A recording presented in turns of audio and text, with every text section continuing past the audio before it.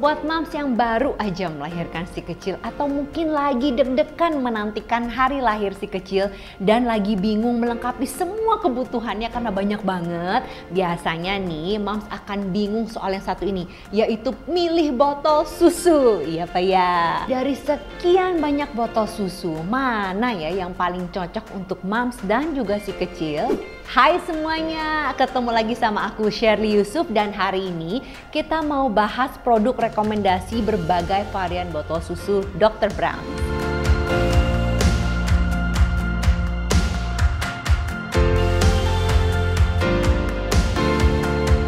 Seperti yang moms lihat di depanku udah ada beragam jenis botol susu Dr. Brown. Yang mana ya yang cocok untuk moms dan si kecil? Untuk tahu yang mana yang terbaik, kita perlu cari tahu dulu nih keunggulan dan juga perbedaan dari masing-masing produk ya kan? Dan yang lebih penting lagi nih, pemilihan botol susu itu perlu banget mengikuti gaya hidup dan kenyamanan moms semua. Biasanya salah satu concern ketika dalam memilih botol susu adalah bahannya ya kan? Kenapa sih? Karena botol susu ini kan dipakai berulang kali, sehari bahkan bisa 3-4 kali, dan setiap kali dipakai harus dicuci, disteril, dipanasin terus-terusan gitu kan. Jadi bahannya itu kudu banget wajib berkualitas. Nah, kali ini aku mau bahas 3 jenis bahan botol susu yang berbeda dari Dr. Brown untuk jadi pertimbangan moms. Buat moms yang mau botol yang ringan, jadi nggak usah berat-berat gitu ya, Dr. Brown punya botol berbahan polipropilin atau pendeknya PP. Nah, polipropilin ini, wah, ringan banget, enteng banget moms. Jadi kayak nggak berasa deh kalau dimasukin di tas, bahkan di tas kerja sekalipun juga masih oke. Nah, selain dari enteng, bahan ini tuh lumrah banget ditemuin pada botol minum, kotak makan, dan juga botol susu lainnya yang tersedia di pasaran. Materinya lentur, juga ringan seperti yang aku bilang tadi, tahan panas hingga 90 derajat Celcius. Selain itu, jangka pemakaiannya pun cukup lama loh. Yang disarankan oleh Dr. Brown ini adalah sekitar 6 bulan. Lumayan ya, ngirit. Selanjutnya, ada juga nih botol susu yang berbahan polyphenol sulfone atau PPSU. Nah, terbuat dari plastik yang lebih kokoh dan sering digunakan pada implan gigi hingga interior pesawat. Canggih ya. Dari segi warna juga berbeda sama yang tadi Mam PP. Yang ini agak kekuningan kayak madu dan juga tahan panas hingga 200 derajat Celcius. PPSU ini kuat digunakan hingga 2 tahun. Wah, lebih irit. Luar biasa. Botol susu selanjutnya yaitu yang ini Mams. Nah, yang ini adalah Dr. Brown's Deco Glass Bottle yang terbuat dari borosilicate glass. Materinya itu kedap udara karena kaca ya. Jadi menjaga nutrisi asipnya pasti lebih mantap lagi, lebih tahan lama dibandingkan dengan botol susu plastik. Nah, materinya ini karena kaca lagi-lagi bisa digunakan seumur hidup, jadi awet. Mau anak kedua, ketiga masih bisa digunakan lagi ya.